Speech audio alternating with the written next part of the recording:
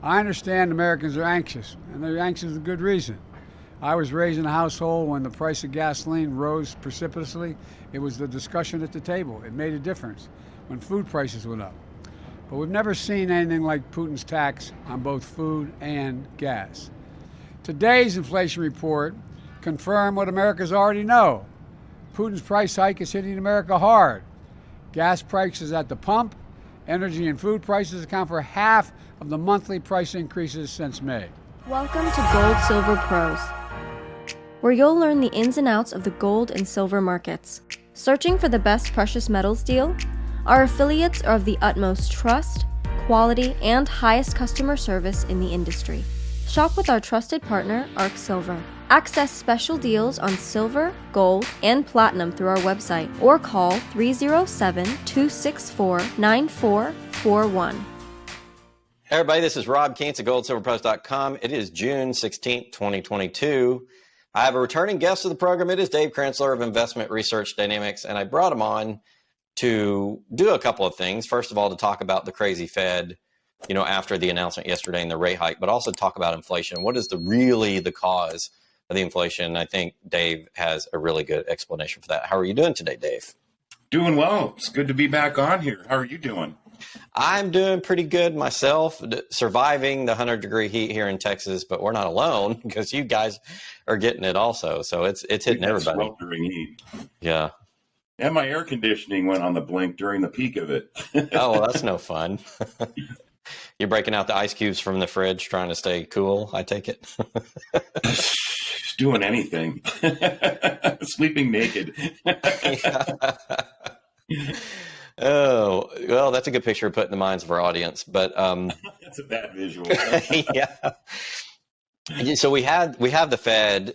I kind of feel for them. I kind of don't, because the history of the Fed has been to screw things up and go on this fiat printing cycle. You and I have talked about a bunch of times. I kind of feel bad now for the guys that are there now, because even though they're on the wrong side of it, they're going to get the brunt of it, man, because things are about to get a lot worse, in my opinion. They're doing what they think they should do, but the conventional policy tools, I don't think are going to work this time around. But they announced a 0.75 percentage point increase, 75 basis points. They're supposed to taper off their purchases. I haven't looked to see if they actually have on June 1st, but they're getting much more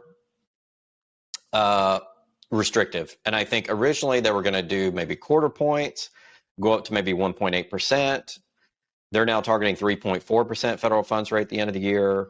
It's much more aggressive. That happens to be the number that falls within the range of what I've seen most analysts say would break the bond market at that point, because we know every half point or so leads to maybe an additional 900 billion or $1 trillion of servicing. So, they can only go up so far. I don't think they're going to catch the CPI rate of 8.5 because then there effectively would be no lending at that interest rate given this environment, I think. I don't know, Dave, what are your thoughts on that? Is the Fed doing what they can? Should they be doing more, or what is your view? And they're not even close to doing what they can. Mm-hmm. But the problem is if they did what they should be doing, everything would collapse. The markets would collapse. The banking system would collapse. The economy would completely collapse. Mm-hmm. And what I mean by that is they need to reverse all of the QE that they've done at least since March 2020, mm-hmm. and probably further back. Because as we were discussing earlier, what people think of as inflation is price inflation. But by the time the price inflation is affecting people and you can observe it, the real inflation has already occurred, and that's the inflation of the money supply. Now, it's the inflation of the money supply in excess of marginal economic output, right? Mm-hmm. So, theoretically, let's just say the dollar is supposed to represent, the stock price of the U.S. economy, and the money supply that the Fed creates is supposed to be backed by wealth output, right? Rather than gold. Mm-hmm. Oh, well, we don't need the gold standard. We can just we can taper the money supply to the ebb and flow of the GDP. And so what's happened is the money supply, especially since 2008, but really since 1971, the money supply has grown well in excess of the rate of wealth output. And so essentially, just simplistically, you have more dollars chasing a lesser amount of relative goods. And as, basic supply and demand economics dictates, when you have oversupply, the price goes down. So essentially, the value of the dollar as a currency declines. It's not so much. I mean, if you just look at a car, it's not so much that the value of the car is appreciating and it costs more to buy it. It's that the value of the currency being used to purchase that car is going down. So it takes more of that currency to buy the car. Yeah. I mean, if anything, with manufacturing efficiencies, et cetera, technology, cars should be less expensive to produce. And when they calculate the CPI, they do hedonic adjustments that make assumptions about, right? That make assumptions about, the value of manufacturing efficiency and the technology now versus the 1970s, that's value added for this car. So we need to subtract that from the price of the car. Right. So, it's the hedonic adjustments, which we used to talk about it a lot 15, 20 years ago, and no one really talks about it anymore. I guess no one cares. It's like baked into the cake. There was geometric weighting, hedonic adjustment, substitution, some other things. Substitution. One of the things they say, when the price of ground beef goes up, instead of buying the high quality premium ground beef, people just substitute the lower quality, a grocery store label ground beef. Well, no, I just pay more for the premium ground beef. I'm not going to eat the crappy ground beef until I can't afford the better ground beef. So, or substitute chicken for beef, right? Oh, you should be eating leaner anyway. That goes in with all of their, healthy initiatives. And I think a lot of the healthy initiatives have been getting people away from premium products that they like and a cheaper product. So eat more chicken and broccoli. I don't know about Dallas, but in Denver, the price of chicken and the price of beef are going up about the same amount. They are, which is why I think the CPI number, based on all the crap that they did for years to that, it doesn't cover it up anymore, because if everything's going up, you can't really substitute as easily. If everything's going up. Tofu for beef. Yeah. So just to kind of circle back, I mean, hiking interest rates for sure will affect, I hate the word demand destruction, because I don't necessarily think hiking interest rates, unless you did it the way Volcker does it, causes demand destruction. But what the Fed needs to do is reverse out a lot of that liquidity that they put into the system over the last 2 years. Yeah. And I mean, they could start, if they were serious about attacking inflation, they would start shrinking the balance sheet quickly. Well, since they've been talking about shrinking the balance sheet since last fall? And they haven't done it yet. Last fall, they haven't done anything yet. In fact, the size of the balance sheet has increased since last fall. And I was looking at it yesterday, and it's kind of plateaued. So we'll see over the next couple of months if it comes down.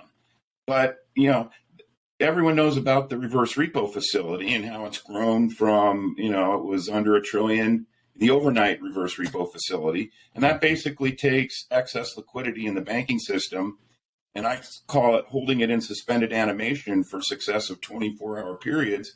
And the Fed pays the bank, and I don't even know what the reverse repo rate is now. It's probably 0.5%, 0.75%. I don't know if they raised it yesterday with the interest rate hike. But so banks are actually incentivized to do this reverse repo. And if the Fed wasn't doing this, I think we'd see even worse price inflation, because you'd have that liquidity circulating either in the financial markets or the real economy. So if they wanted to shrink their balance sheet and really attack inflation, they would just turn the overnight reverse repo operation, which now has over $2 trillion in it. They would turn that into a permanent open market operation and destroy that currency. And that'll start to get at the heart of what is really causing the inflation. Yeah, and it's interesting you point out, the economic definition of inflation is of the monetary supply, and prices come later. Why, Dave, Why then are they blaming everything on the supply chain issues? Why aren't we talking about the monetary end of this, and how important is that to what's going on right now? Because every government and every central bank with failed policies needs a scapegoat, right? Mm-hmm. And the scapegoats become sillier as the system goes further down the road of collapse.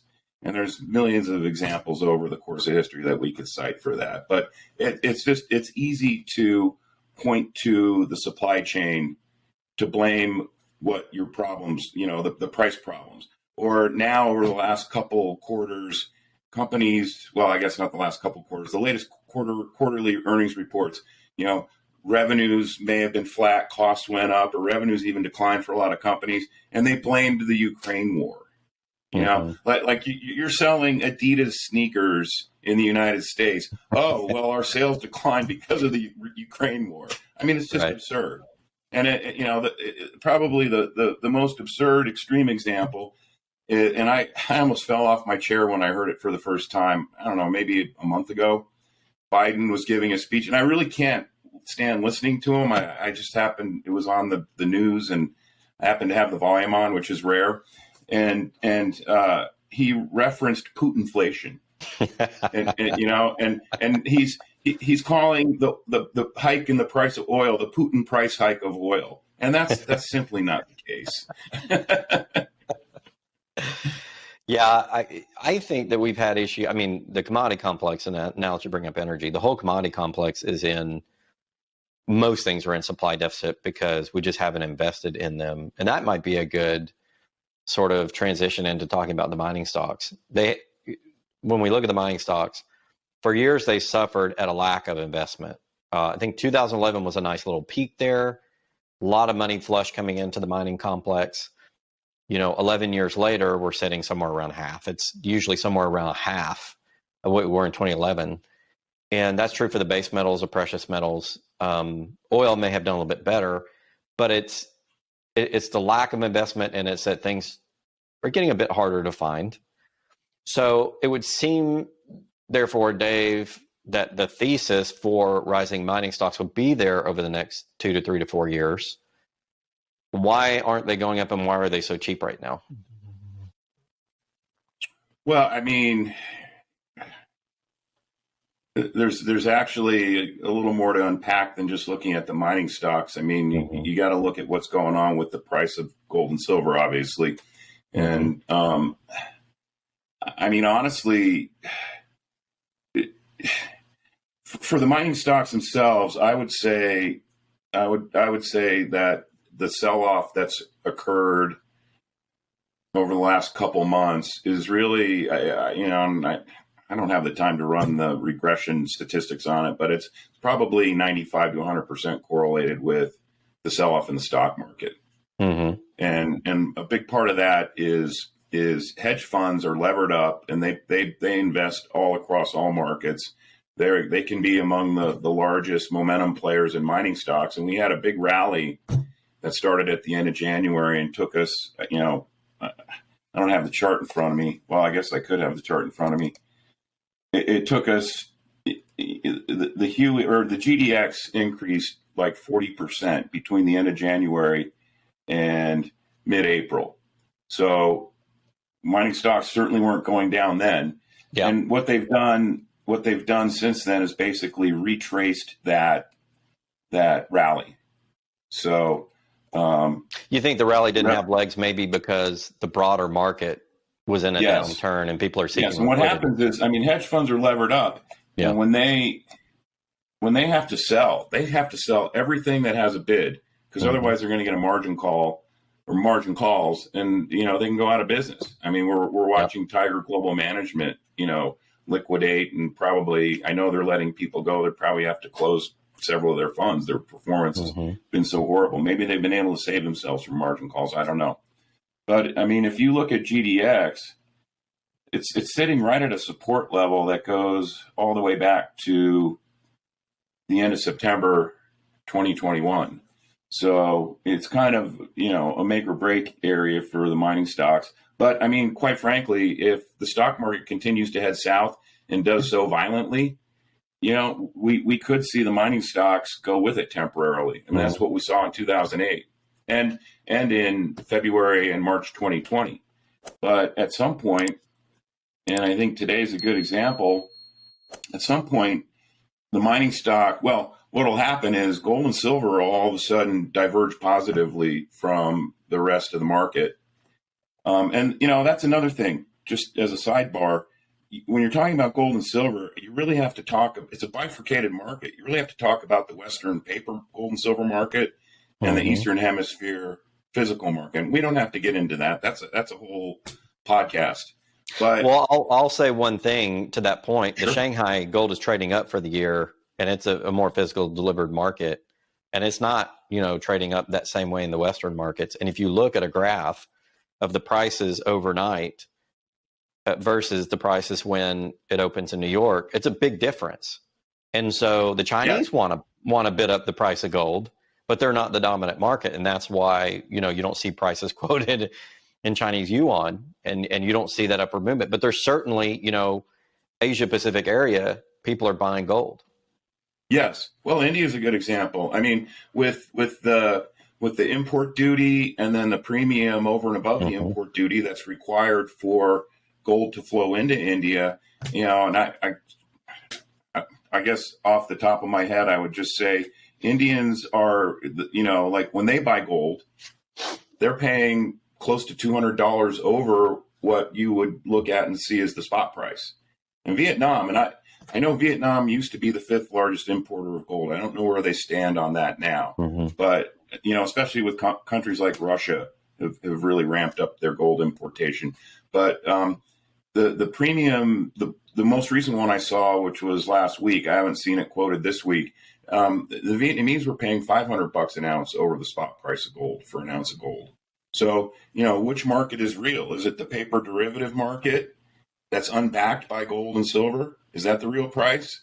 Or is it the price that people are actually paying to have gold and silver physically delivered to their possession? Right?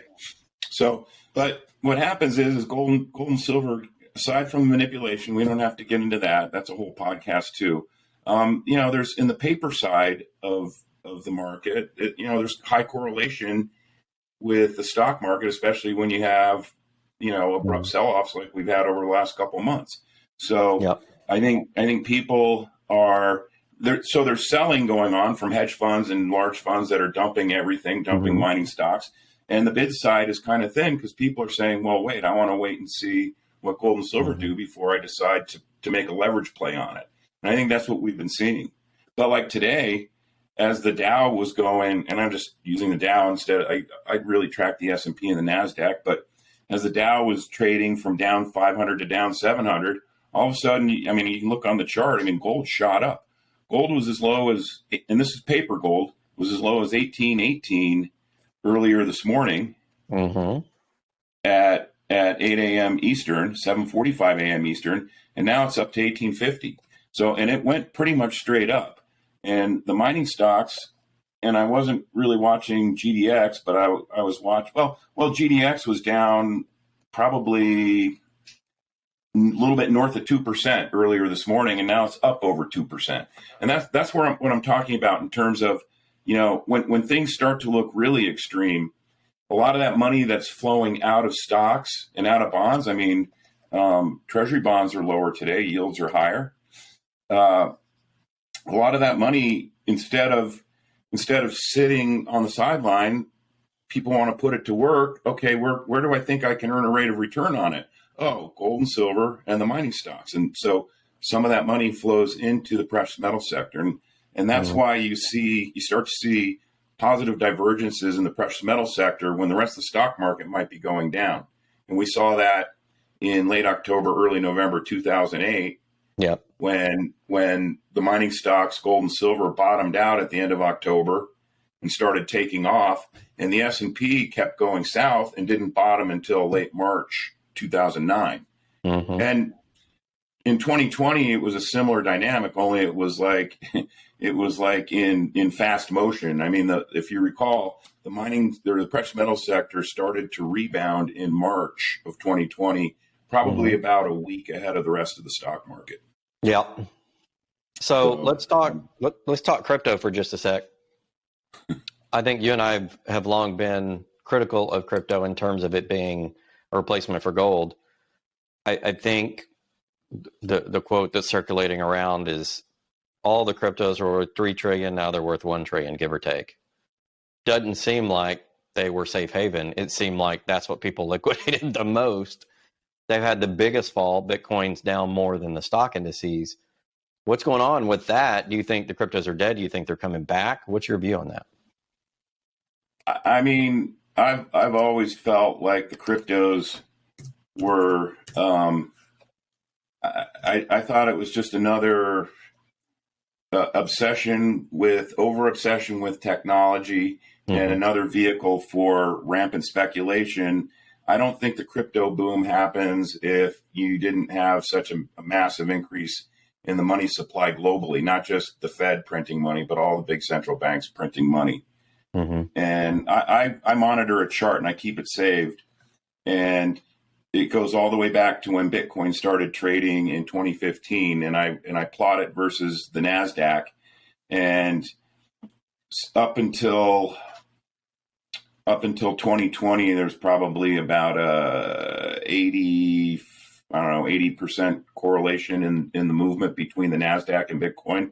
But then when the market started rebounding in March 2020, the correlation's probably close to 95%. And so to me, that just shows, and the NASDAQ tech stocks, that's a vehicle for speculative money, for speculation. And when bubbles happen, like we've had, the speculation becomes rampant and you get a mania, Dutch tulip bulbs, for instance, pet rocks. And that's basically, in my opinion, what's fueled Bitcoin as much as anything. And I think supporting my case is this over 6-year correlation with the NASDAQ. And the NASDAQ, I mean, as soon as the NASDAQ topped and started heading south in November of 2021, and people can pull up the charts for themselves and see, that's when Bitcoin peaked and started rolling over. And I'd say that, well, I haven't done the percentage-wise, but in terms of the degree to which both have declined, I mean, it's almost identical. The NASDAQ has gone down a little bit faster over the last few weeks, but part of that, I think, has to do with relative liquidity. I mean, Bitcoin's not exactly super liquid, right?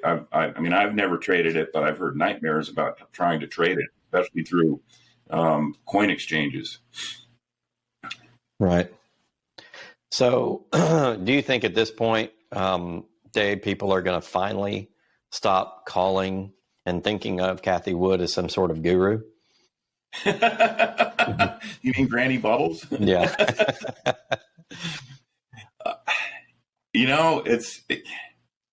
I liken her to a cult leader. How did Jim Jones get all those people? What are they? They drank poison Kool-Aid or something, whatever it was. How did he get all those people to commit suicide? Or remember the Heaven's Gate cult out in Southern California?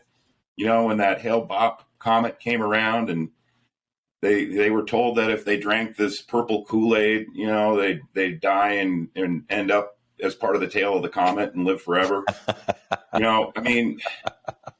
To me, Cathie Wood is a similar dynamic. And what's astounding to me is that she's still getting inflows.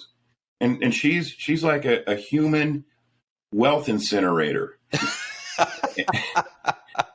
And it's just like, especially since ARK peaked, I mean, it's just like, hey, you want to turn $1 into 75 cents? Give it to Cathie Wood to invest. I have a friend who's really intelligent, a certain type of intelligence, and she's really smart and she can see big concepts, and it's all big concepts. But one thing that she does lack is the ability to sort of ground that in good theory and do a working model. And Cathie reminds me of that. She understands big concepts, but doesn't have a practical bone in her body and can't implement something. You know what I mean? So she gets the big concepts of where society, the flows in society may be going at a particular point in time. She's not good at implementing a system to actually capitalize on that. She's not a money manager. And she's only good at those high-level concepts as long as those high-level buzzwords and concepts are being circulated. Right now, I think the narrative around investment in the market is changing quite a bit. And a lot of the thought around those concepts has evaporated. In other words, they were never truly implementable. And so I think that's what's happening to her and why she doesn't understand it. And I think that's why so many people were behind her, because she was speaking in terms of what a lot of the political, cultural, what do you call them? I don't know, establishment or thought police, if you will, were saying. And so she was getting a lot of support, but then the market doesn't support a lot of that garbage. And so now I think, people are saying, okay, this is not practical. We know you understand the high level concepts, but this is never going to fly. So by the way, all your companies are going to fail or they're going to liquidate. Well, I mean, it's there's these high level tech concepts. That's her thing, right? Mm-hmm. Tech. Yeah. But the thing of it is the barriers to entry to this technology are pretty low. There's plenty of smart people who can figure out 20 different ways to create a tech widget, whether it's cloud technology, delivery of cloud tech, whatever. And so it's like, what are you willing to pay for that to invest in it? Mm-hmm. And a lot of these companies that were funded by VCs and ended up going public, they're pure products of the money printing bubble. Yeah. And if the Fed had never printed money, you would have never had this gross misallocation of capital. And I say gross misallocation of capital because almost all the companies she invests in, that their whole mantra is to grow revenues, but they grow revenues they spend money to grow revenues, and that's not a profit machine, and it never will be a profit machine. And it's not just a scale thing, because all these, Zillow is a good example. It's like, as its revenues grew, its operating losses grew right along with it. And a lot of these other companies that she invests in, these silicon unicorns that really should have never gotten beyond the VC stage, if that. Mm-hmm. That's what their financial model is. It's just, we don't care what it costs. We're going to keep growing revenues. Well, what happens is the money to fund those things runs out, and especially if you haven't been able to take them public, and all of a sudden, you end up burning all your cash and you go out of business. And that's what's going to happen to a lot of these companies. I just saw an article a couple of weeks ago that said, for the most part, VC firms have stopped funding most of these companies. So, and this isn't her first time around on the dance floor of destroying a fund. In the late 90s, she was running a tech hedge fund, and after it fell 84%, she shut it down. So, how magnanimous. So I don't know if that's going to be the bogey for Ark. I mean, Ark's down from its top, and this is just ballpark. Let's just say. So Ark is down 75% from the top.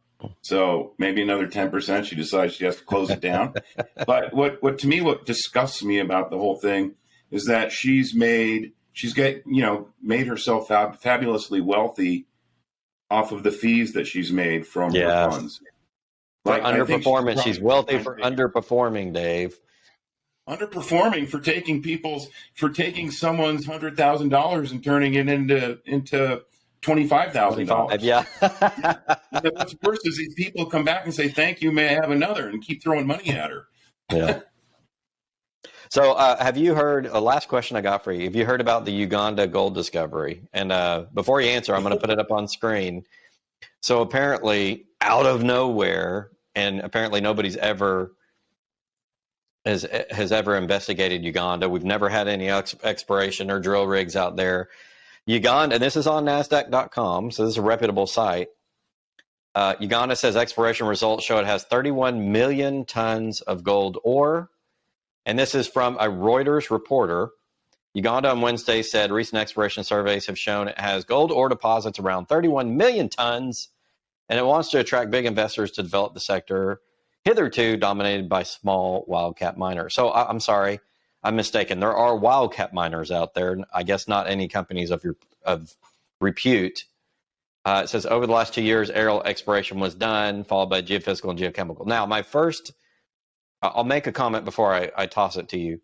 My first thought there is the geochemical and the aerial only show you geology that could be conducive to certain types of formations that may have gold in it until you drill that bad boy out. And if we're talking 31 million tons or whatever, you're going to have to spend millions of dollars, probably $100 million drilling all that out.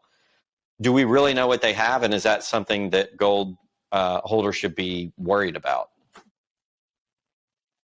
I mean, are there any vehicles to invest in companies that are going to maybe start exploring there? I mean, it sounds like they haven't done any drilling. So, like you point out, they have no idea what they have until they start drilling. Yeah. There is a Chinese company involved. 𝙂𝙊𝙇𝙑𝙬 has set up a mine in 𝙎𝙀𝙍, B-U-S-I-A, in eastern Uganda, and was expected to start production this year. They've invested $200 million. So the Chinese, a company, has put $200 million in this bad boy. And I know that Africa is relatively underdeveloped in terms of actually mining it, although China spent a bunch of money going that direction. Mm-hmm. But what are the odds that Uganda has, 31 million tons of gold? I mean, if they're coming up with that estimate based on aerial photography and geochemical analysis, I mean, how do you know? Yeah. I mean, it sounds like the pot of gold at the end of the rainbow. And again, I'm not saying I'm not open-minded on it. Mm-hmm. I would like to see drill results. I'd like, I mean, this Chinese company, do they release their resource data? I mean, that wasn't in that article. Yeah, and I hadn't followed up with that specific company. It wasn't in the article, and you would think if they had really big drill results, that'd be part of the article. So I'm almost thinking it could be a couple of different things. It could be, maybe they've done some preliminary work and they're excited about it, and maybe Uganda is basically saying our doors are open, come invest in us. We've got something here that's shiny. Come spend a bunch of money. And that could be, yeah. And that's, again, I'm saying I'm open-minded on it, mm-hmm. but I need to see some actual drill results. And it doesn't have to come from, it doesn't have to be Newmont going in there and drilling it out. Newmont's a big operator in West Africa. Mm-hmm. It doesn't have to be that. When they say wildcat, explorers, I don't know if that means frustrated geologists at big bureaucratic places that raise $1 million and I don't know if you buy the land or you lease it there or however that works, and then they drill, start drilling it. I would like to see that. I mean, it sounds to me, as you point out, it sounds like it's a little bit of a hype article, but and maybe it will attract capital, and who knows, maybe there really is something there. I need to reach out to some of my geologist friends, because that would be the first time in human history you have that much gold in one place. And the question is, the way that minerals form, from the magma typically that comes up, and the ways that it comes up, could you ever actually get 31 million tons in that area? And if so, what kind of magma flows are you having? It's an interesting thought that I'm going to do some research on and come back to the channel and talk about. But it's been in the news, and I've only heard a couple of people report on it. A couple of my listeners were telling me in my YouTube video the other day and sent me the article. And I'm like, well, I mean, there's the article. It looks like a legitimate article, but it's just lacking info for sure.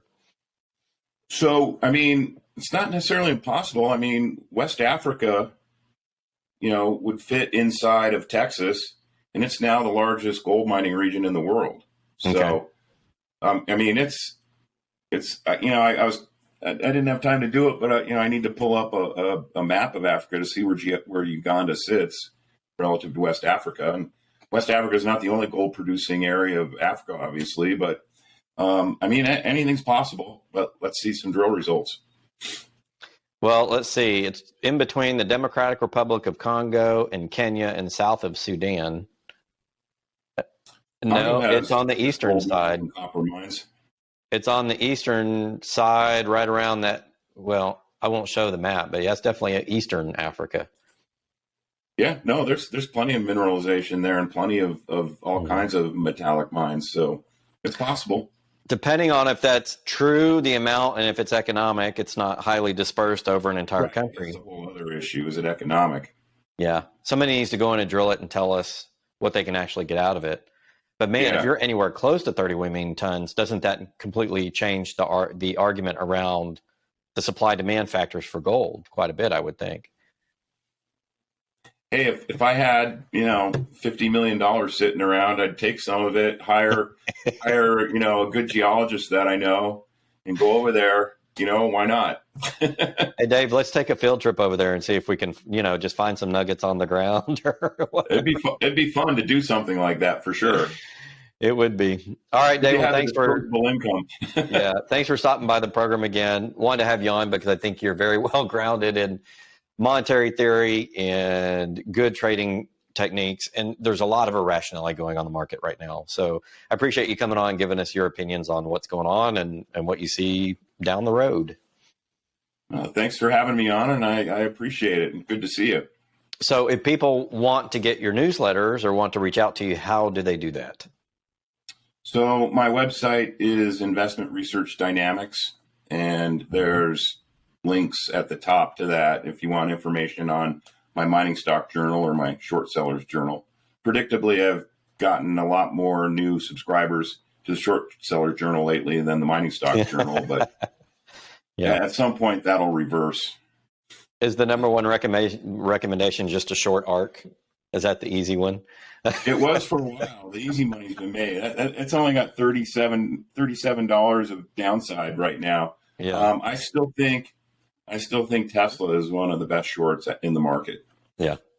I was looking at Teslas because I briefly, with gas prices, thought about hybrids and EVs. And I was looking at EVs, and I think he's got a lot more competition. You realize I didn't realize this, but you have Volvo putting out a new company called Polestar. You've got all of these different EVs and the car and the small SUV segment. And I was looking at quality, and Tesla's not the best on quality even anymore.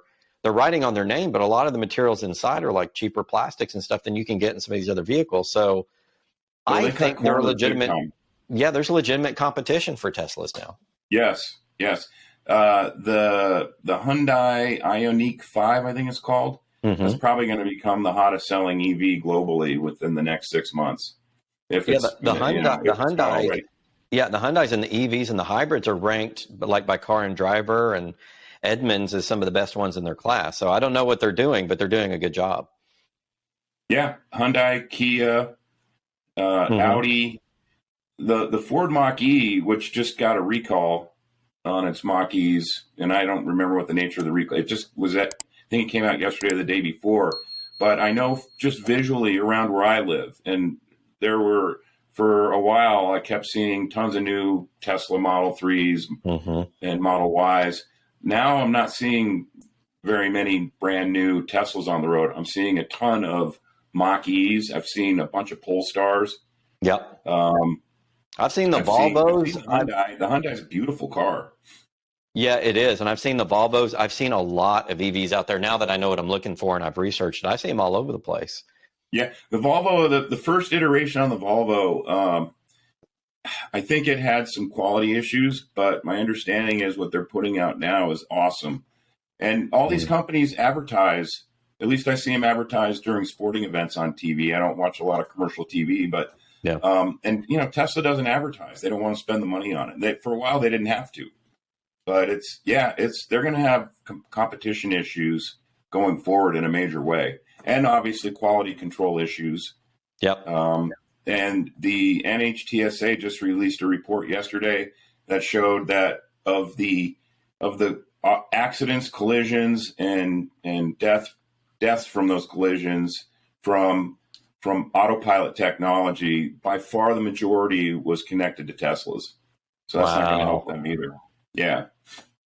Yeah, that'll definitely show up. So, okay, well, thank you, Dave. Appreciate you. Hang on right after the recording. I want to chat with you for a minute, but thanks for joining the program again. Thank you.